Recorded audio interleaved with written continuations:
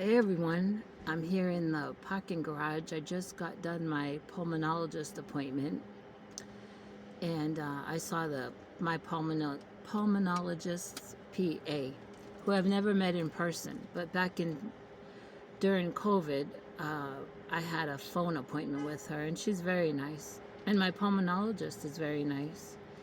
And let's see. She listened to all the symptoms that I told her about, and she gave me a sample of this inhaler, which is supposed to be better than the Brio inhaler that I've been on from my pulmonologist.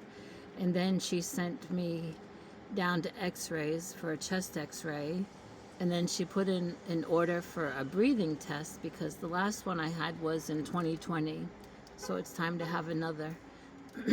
But she feels like probably my asthma is getting worse. Or the asthma. I don't want to say my. I don't want to claim it as mine, but the asthma is maybe getting worse, she said. And so we'll see. The hospital will call to set up the breathing test, which I dread because it's so exhausting when you're done all that. But yeah, I'm down here at Baylor Plano. Across the road is the hospital where people are in beds and surgery and all that. I'm at the part where there's the two pavilions where all the specialists are and your primary doctor. And across the way right there is a nursery, not for kids, but plants, trees and flowers and plants like that. I have never gone there. I've wanted to before. I don't want to today, but I have wanted to before. But it is a very big place, and you can see they have all different kinds of trees outside to buy and plant, and different kinds of plants on things. I just dropped something that I want to show you. Okay. Oh, tomorrow I get to take off this heart monitor. Yesterday, I got some happy mail in my mailbox from Chiquita Crochets, aka Brenda. And I can't show you the front of the envelope, but she really stamped it up. But she put this little stamp on the back with a scripture of 2 Corinthians 9 and 15. Thanks be to God for his indescribable gift.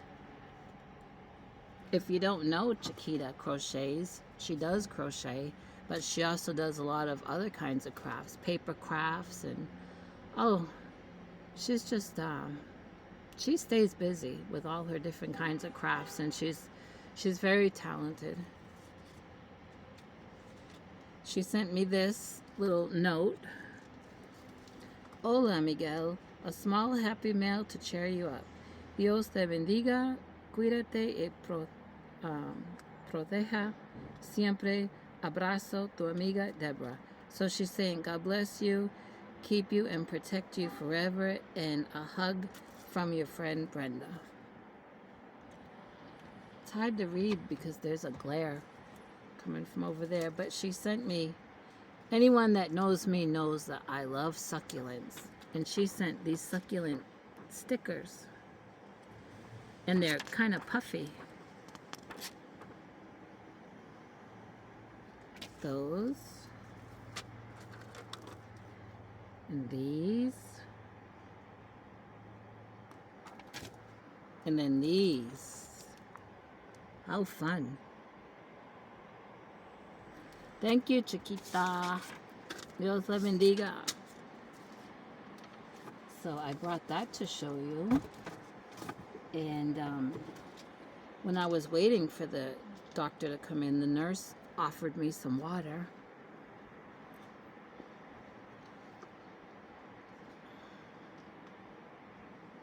It's funny to watch people from up here in that nursery. There's two people, they must be together, and they're pointing at the different trees. I guess they're trying to decide what to buy. Maybe one day I'll go there and I'll do a video. not today, not today. What else can I show you? Look what I found yesterday at the $1.25 tree.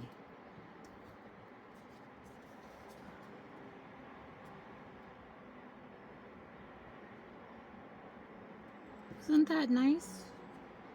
I got me one and I got my pastor's wife one. Her birthday, mine was the 26th, hers was the 30th. So, what else? That's really all.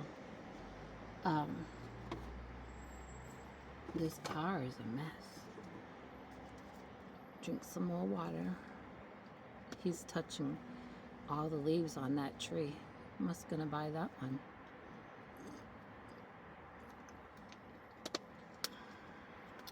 I don't really know what kind of fruit trees grow good in this part of Texas. I knew someone that lived in a mobile home park in the town that I live in. I've done a video at that mobile home park, and she was an elderly lady, and her daughter, she wanted a fruit tree, and her daughter bought her one from a nursery, and I forget what kind of fruit it was, but it never grew fruit the whole time that she lived there. So I really don't know if a fruit tree grows in this part of Texas, but then I'm thinking it must, because they do sell fruit trees, even Walmart. So I've seen pear trees at Walmart. When I was a kid, my great Italian grandmother grew, she had she had pear trees, crabapple trees, and it was either peach or nectarine trees, but her peach tree did the best. It did the best. Anyone that follows me knows that I'm originally from Massachusetts. I'm actually from Leominster and Fitchburg. They're called the Twin Cities because they're right next to each other, and you go in one city and you see street names, and you go to the next city and you see the same street names. So they're called Twin Cities, and actually from Leominster, and that is supposedly where Johnny Appleseed was born. If you've ever heard of Johnny Appleseed, it's a folklore, I think, but some people say that he was a real person, but he went around scattering apple seeds. And when I was growing up, my city was known for apple trees. We had so many apple orchards, and that was the thing to do as a kid, was to go apple picking, and it was really fun. But through the years, most of those, if not all of those apple orchards, that land has been sold and subdivisions have gone up. I know I went back home maybe 8 years ago, 9 years ago, I forget, to visit. And we did find one apple orchard in the Twin City that we went to, but we couldn't find one in my city. There was one, but it was, I think it was up for sale, so you couldn't go apple picking. But, yep, good old Johnny Appleseed. And my city used to have big fairs called Johnny Appleseed fairs. And a lot of crafters would go, and things would be apple related. It didn't have to be, but it was just part of the theme. I went to those fairs, but I never went as a seller. I have done 1 or 2 craft fairs before, and they're not my thing. I've always sold more by word of mouth than setting out a table somewhere. However, here in Texas, in my town that I live in Wiley, maybe 9-10 years ago, we have a very small main street. It's not even called Main Street. It is very small, maybe 2 blocks. and it's all little shops and things on both sides. One day I'll walk through town and do a video. Well, there was this very nice lady who, I really don't know if she did any crafting, but she wanted to give crafters a chance to sell things, and if they had a little business, to get their name out. And so her and her husband rented this little storefront office. It was small, just 2 rooms that I remember, and even forgot the name of it, but it was something consignment, and you would, you know, bring in your crocheted or knitted or whatever your craft was. You'd bring in your items, and she would, now I forget if she priced them or how that went. Anyway, you could set up and sell your stuff there, and she took a little percent. Anyway, I got to be friends with her, and I didn't sell my crochet stuff there because by the time I found out about it, there was quite a bit of crocheted stuff. But I did sell my plastic canvas magnets. I used to make tons of magnets. I used to make little chili pepper magnets that had googly eyes on them. I made apple magnets with googly eyes, cows and chickens, and I mean, so many. I did plastic canvas since like elementary school. And so I took some of my magnets down there, and she said, this is so unique because no one had any plastic canvas things there. So she let me sell them, and I kept looking around for something magnetic, you know, to display them.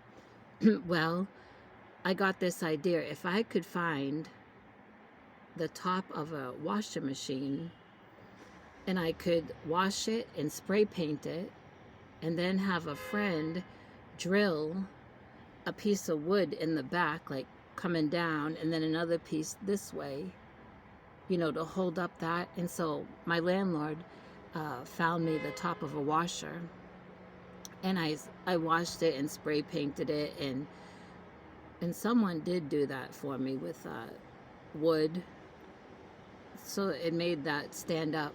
And I took it to her and I asked her, is this too big? And she said no. And so she put it on a shelf, and she let me put my magnets up there, and I'll tell you what, they sold like hotcakes. And you know what else? She never took a percent. She would mail me a check once a week if things sold during that week. You know, she'd mail me a check. But she told me, she said, I just feel like I cannot charge you. She said, there's just something about you, and I just don't feel right charging you. So that was a blessing. And as I got to know her, I found out that she had gone through a real hard time with a tumor on her brain. She had surgery, and it got removed, but she had a real hard time recovering. And anyway, we got talking and found out that we knew some mutual friends here in Wiley, and I met her husband. He was really nice. And one day when I went in there, either to drop something off or maybe change my magnets, she asked me, would you just pray for me right here? She said, I'm just having a hard time. And I prayed for her, and when I was done praying for her, she claimed that she felt a difference. You know, she felt encouraged and felt like things were going to be okay. And sadly, her little shop didn't last too long. But she just so wanted to help crafters to get their crafts out there and get their name out there. She wrote that was the whole purpose of her and her husband renting that little thing. It wasn't really anything for profit. It was just to help people. And like I say, sadly, it didn't last because of political things that went on with other store owners. I don't remember the whole thing, she shared it with me, and her husband had a very good job in Wiley. He ended up losing that job, but he had years before he had his own kind of business, so he was able to fall back on that. He probably had to go get relicensed. I don't know, but my landlord knows that couple. They've been around a good while and just the nicest people. And it's sad when there's jealousy between other businesses. Hey, it's sad here on YouTube when there's jealousy between creators, and people get torn down, they get talked ugly about, and the Bible says that jealousy is as cruel as the grave. Have you ever read that? Well, it's true. You can just look around and see what a spirit of jealousy can do. And I'll tell you, it's not from God. That's for sure. Now, how did I get... Oh, because I was talking about that Johnny Appleseed festival or fair back home. Yeah, they used to... apple pie, apple muffins, apple and cinnamon cookies, caramel apples, everything apple, apple, apple. Well, a lot apple, apple. And, I'm going to have to check with my friends back home if they even still have that fair. So much changes. But, an aunt of mine, an uncle and their kids, they lived in the next city connected to one of those twin cities. They didn't really live out in the country, but kind of rural. And right across the road from them was a huge, huge apple orchard. And we knew the owners of that apple orchard. And what was really neat was when it was time to, harvest the apples, the owner and his wife of that apple orchard, they had someone build a barn, but it was a barn like with living quarters. It wasn't to put animals in or anything like that. And they would hire these men from Jamaica. I don't know how it all worked, but they'd pay for them to come over here from Jamaica and to harvest the apples. And what I remember is being out in my aunt's yard playing with my cousins, and you could hear those Jamaican men, and you could see them, a little bit through the fence there, but what you could do is you could hear them singing.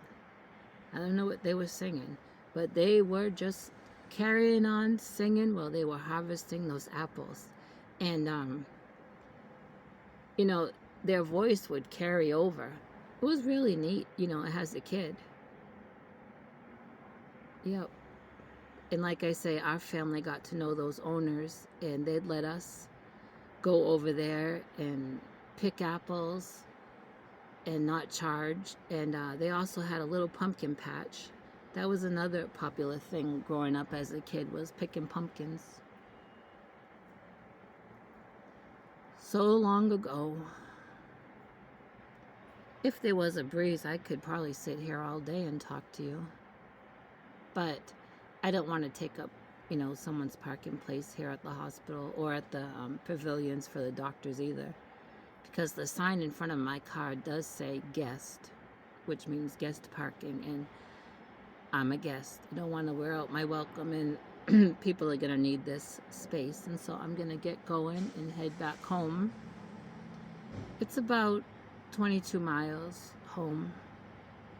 Oh, while I was here, I was able to make a follow-up appointment with my rheumatologist, who's very nice and who I only got to see once, if you remember. She did those 2 hand x-rays and, a ton of blood work. I never expected the rheumatologist to draw all that blood, but I'm thankful because, they checked from A to Z. And then she had a referral for me to have MRIs on my hands because the x-rays showed some disintegration of the bones. Well, the people who read her referral for the MRIs had it all mixed up.